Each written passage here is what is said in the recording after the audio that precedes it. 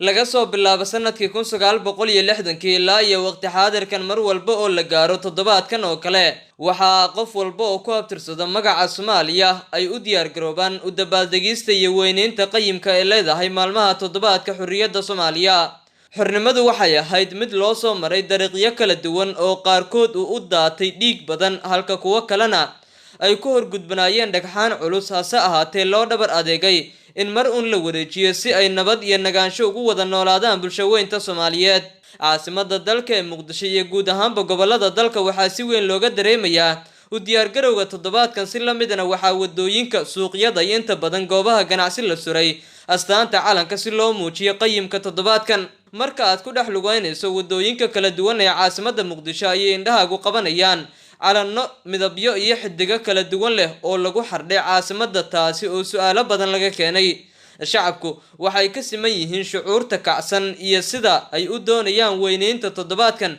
balse waxaysan diiradda saarin in calankeenu yahay kii lagu sumaday in uu la mataal yahay cirka nagu korgoglan.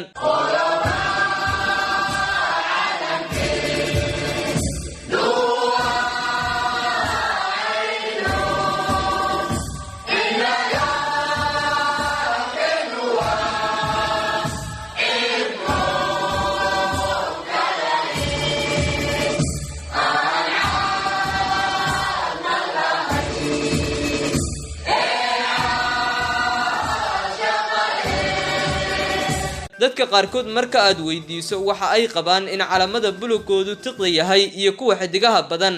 uusan sumad u ahayn Soomaaliya balse kan u eg cirka halka xidigna leh uu yahay sumada saxda ah ee dunidu ku aqoonsato Soomaaliya. aniga fikrad ahaan waa ka soo horjeeda maadaama kuwa kale xidigi badan ay leeyihiin kalarkoodana oo saa'id tiq u yahay oo bulug tiq u yahay laakiin anaga kalarkan cirka u eg ayaa u leenahay aqoon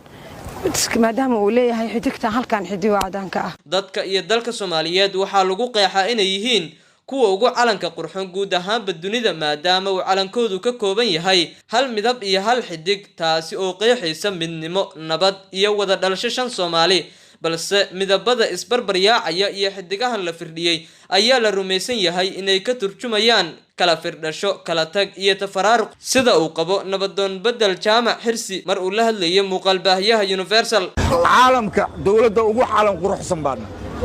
dawladda kaliya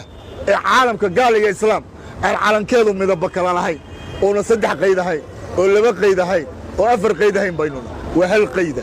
iyo hal xidiga iyo hal midnimo intaasina waxay ka turjumaysaa midnimadeena dhaqankeena wada dhalashadeena diinteena dalkeena ka turjumaysaa marka adeer calanku waa kaasi waxaan meelaha la sursurtay waa midnimo la'aanta waa tafaraaruqa nagu dhacay waa dawlad la'aanta waa kala tagga burburkii markuu dhacay nin walba meeshii u soo xigtay calanku. degmooyinka 17 ah ee gobolka Banaadir ayaa ku tartamaya iskuna garbinaya u diyaar garowga toddobaadkan.